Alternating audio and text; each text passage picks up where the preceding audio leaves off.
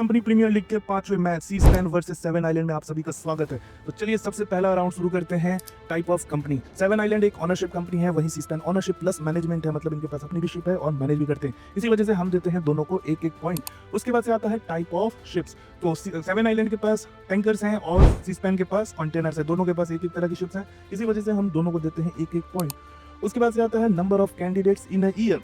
तो seven island 120 से 160 बच्चों को स्पॉन्सरशिप देती है, वही सीस्पैन 20 से 25 गर्ल्स को स्पॉन्सरशिप देती है। बाकी बाद में प्लेसमेंट के लिए अलग अलग इंस्टीट्यूट से बच्चे लेते हैं, इसी वजह से हम सेवन आइलैंड को देते हैं 1 पॉइंट और सीस्पैन को 0।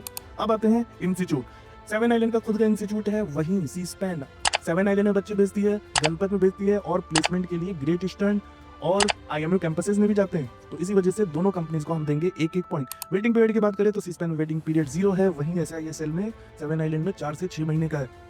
इसी वजह से हम सीस्पैन को देंगे 1 पॉइंट और सेवन आइलैंड को 0।